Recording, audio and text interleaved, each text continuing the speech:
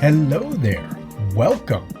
It is that time of year when folks are sneezing, they're itchy, their noses are running, their eyes are watery, and as a result, they are often popping antihistamines like Skittles. But fortunately, I am going to share with you how you can rid yourself of seasonal allergies without the use of drugs at all.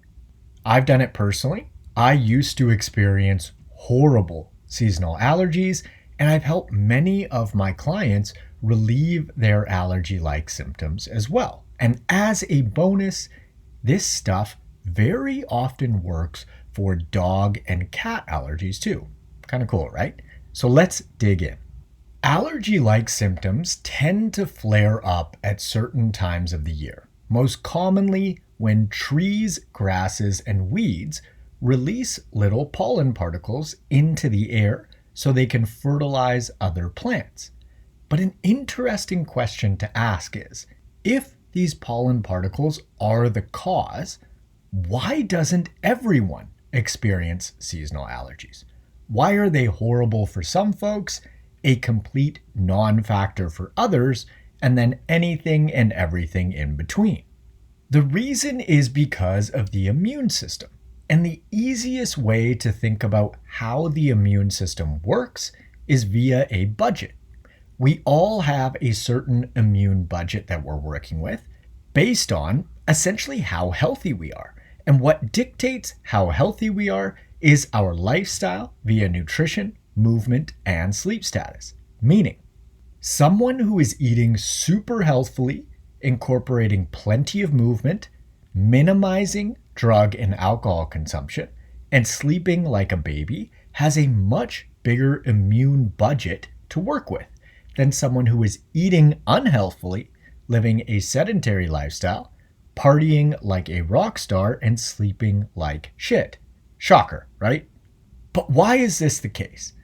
Because the person that has their lifestyle buttoned up has extra quote-unquote income to allocate towards unexpected costs that may pop up, such as pollen particles, whereas the person that doesn't have their lifestyle buttoned up has no extra income on reserve. This is exactly why we get sick.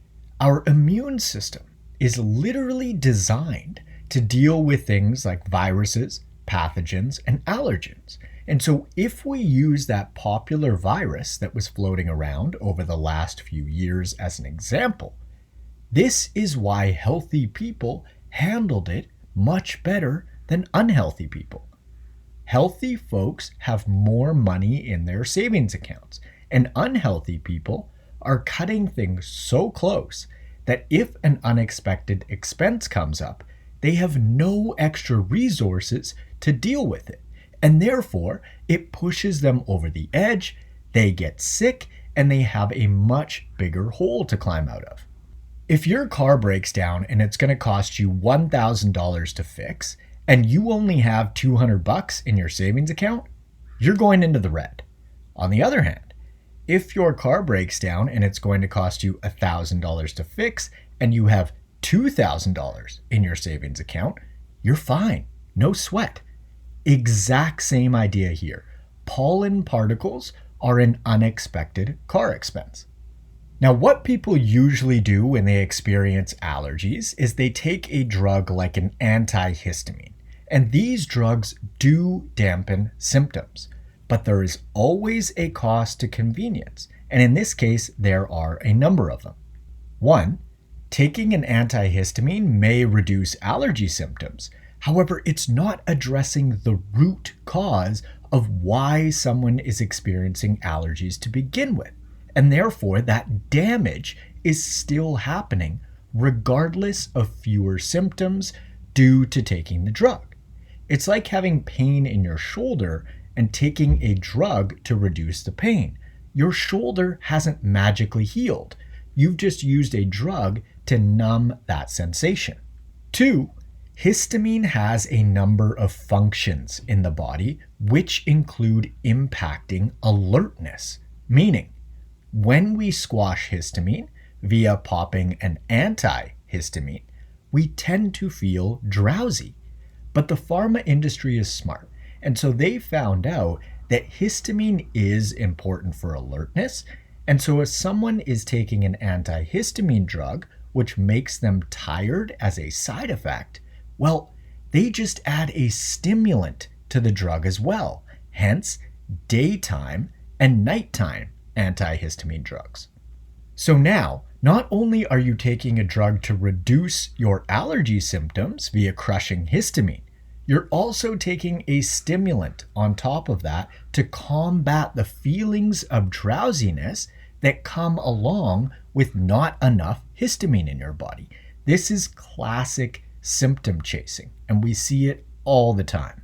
Folks start taking a drug for one thing, the body is brilliant and everything is connected, and so they start experiencing other undesirable symptoms as a result of the drug, which then has them take another drug for the side effects of the first drug, and now they're on two drugs. The second drug also has side effects that pop up, and then they need a third drug for the side effects of the second one, and on and on and on. This is how people go from one medication to 5 or 10. You cannot outsmart the body. It is far more intelligent than we are.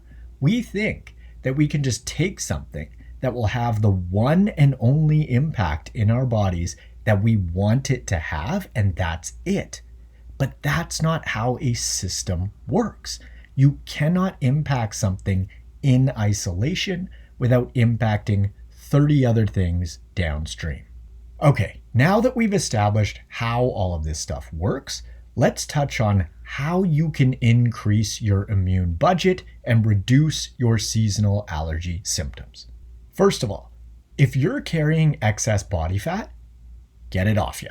Plain and simple. It is not healthy. It's costing you every single moment of every single day. Nutrition. Favor single ingredient whole foods that you preferably cook yourself. More on that in a second.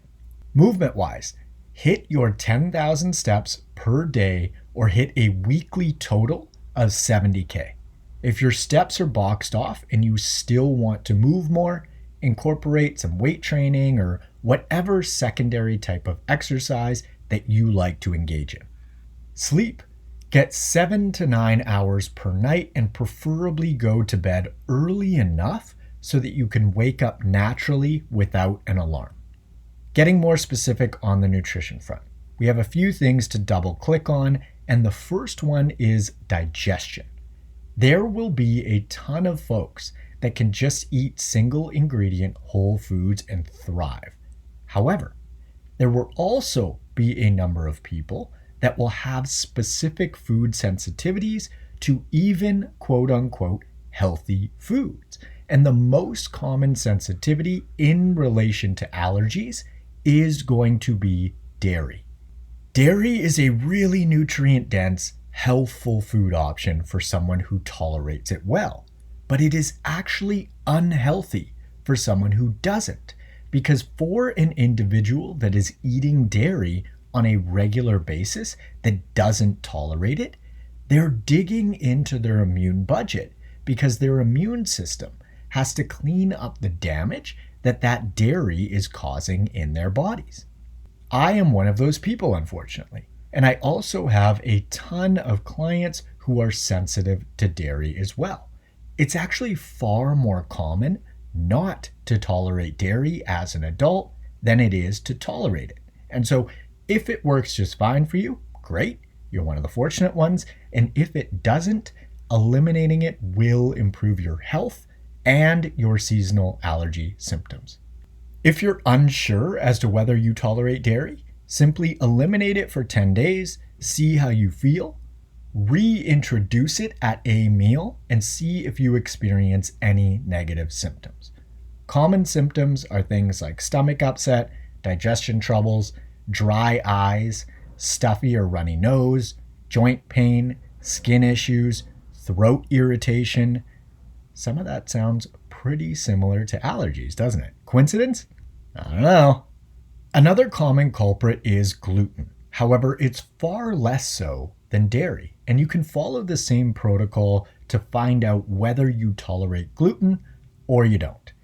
If there are any other foods that you know that you don't tolerate, skip them because they're digging into your immune budget. So if you don't do well with beans or legumes, ditch them. If spinach upsets your stomach, don't eat it. Or if nuts make you feel nauseous, they are not for you.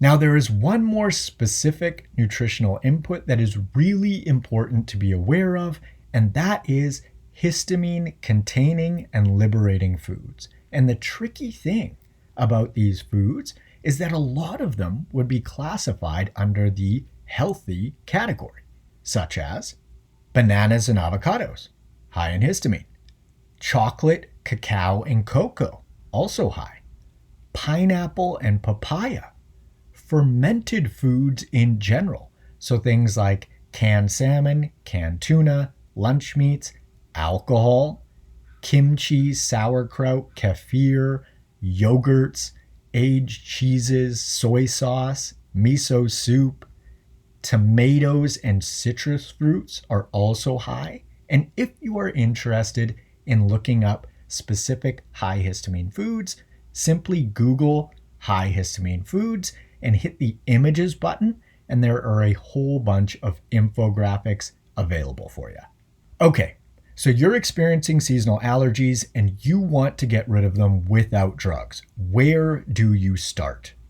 Step 1 is to favor single ingredient whole foods, hit 10K steps daily or 70,000 for the week, and prioritize your sleep so you are waking up rested and alert each and every day. If that doesn't resolve your symptoms, step number 2 is to experiment without gluten and or dairy. If that doesn't resolve your symptoms fully, step 3 is to identify and reduce how many histamine containing and liberating foods that you are eating. Now, it's worth mentioning that for step number 3, you don't necessarily need to decrease your histamine food intake to 0. That's almost certainly not needed, but reducing it at least to a degree should help.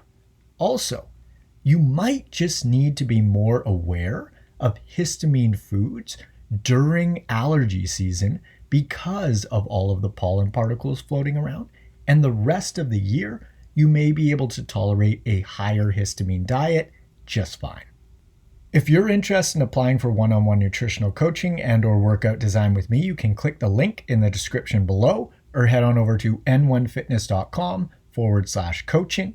On Instagram, I'm at N1Fitness. On TikTok, I'm at the N1Fitness. And on YouTube, I am at Marcus Sadu. Feel free to leave us a review on your favorite podcast platform, if you'd like to, of course. And be sure to hit that subscribe button. Thanks for tuning in. I hope that you found this episode useful, and I will catch you on the next one. See ya.